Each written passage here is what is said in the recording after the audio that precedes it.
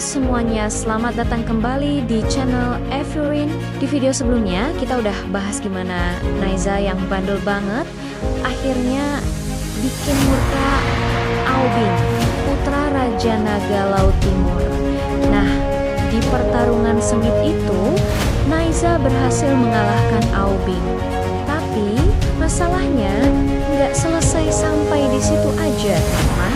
Raja Naga yang marah besar karena kematian putranya langsung datang ke surga buat mengadu ke Kaisar Giok. Dia menuduh ayah Naiza, Li Jing, gagal mendidik anaknya dan menuntut keadilan. Li Jing dan istrinya jadi serba salah. Mereka sayang banget sama Naiza, tapi di sisi lain mereka juga harus bertanggung jawab atas kekacauan yang dibuatnya. Gimana ya kelanjutan nasib Naiza dan keluarganya? Jangan lupa like, komen, dan subscribe channel Evelyn biar nggak ketinggalan ceritanya ya. Mari kita simak bersama-sama ya ceritanya.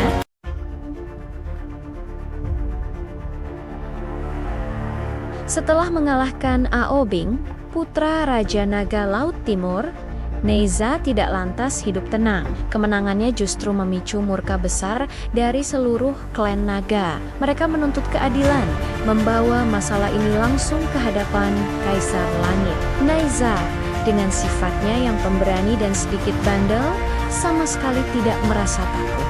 Baginya, tindakannya membela rakyat dari kesombongan Aobing adalah hal yang benar. Namun, ayahnya, Li Jing, seorang jenderal langit yang setia, berada dalam posisi yang sangat sulit. Di satu sisi, ia menyayangi putranya.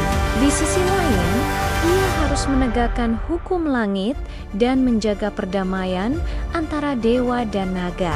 Kaisar Langit yang bijaksana memutuskan untuk memberikan Naiza sebuah ujian, bukan hukuman. Ia melihat potensi besar dalam diri Naiza, tetapi juga melihat sifat keras kepalanya yang perlu diasah. Ujian pertama Naiza adalah mengambil kembali mutiara penenang laut yang dicuri oleh seekor monster laut raksasa dari Istana Naga. Mutiara ini adalah artefak suci yang menjaga keseimbangan lautan. Tanpanya, lautan akan mengamuk, menyebabkan banjir dan bencana di dunia manusia.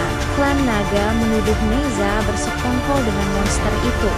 Sebuah tuduhan yang jelas tidak benar. Dengan tombak ujung api di tangan dan roda angin api di kakinya, Naiza langsung melesat menuju lautan dalam.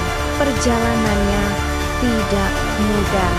Ia harus melewati barisan prajurit udang dan jenderal kepiting yang masih menyimpan dendam padanya. Naiza, dengan kekuatannya yang luar biasa, berhasil menerobos mereka semua tanpa banyak kesulitan. Ia tidak ingin menyakiti mereka, hanya ingin menyelesaikan misinya. Akhirnya, ia sampai di gua gelap, tempat monster laut itu bersembunyi.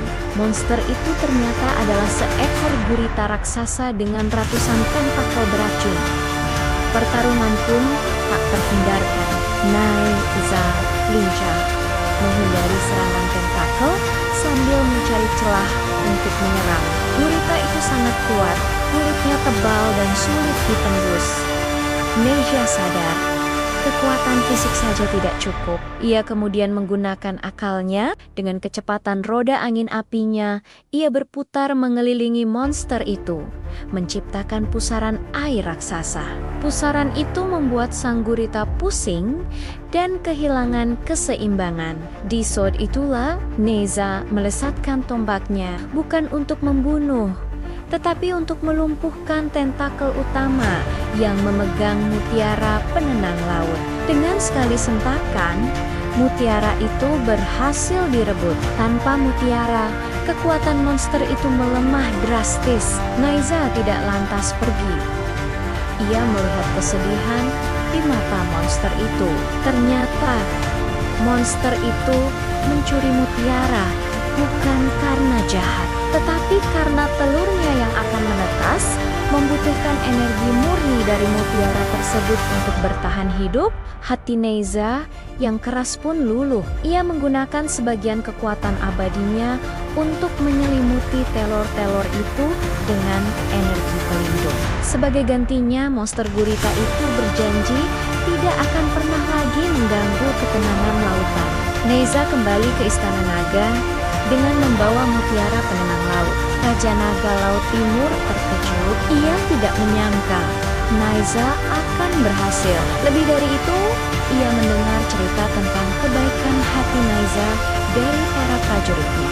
Meski masih menyimpan duka atas kematian putranya, kebencian di hatinya mulai terkikis. Ia melihat bahwa Neiza bukan lagi anak bandel yang ia kenal, tetapi seorang pahlawan muda yang mulai belajar tentang tanggung jawab dan welas asih.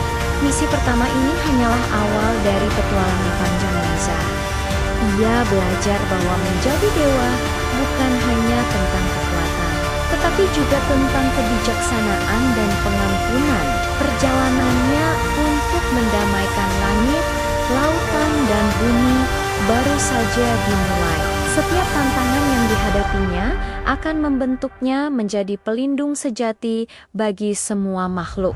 Kisah Neiza mengajarkan kita bahwa setiap orang bisa berubah.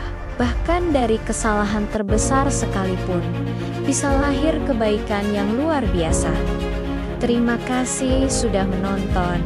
Jangan lupa untuk like, komen, dan subscribe channel kami untuk kisah-kisah inspiratif lainnya. Sampai jumpa di video berikutnya.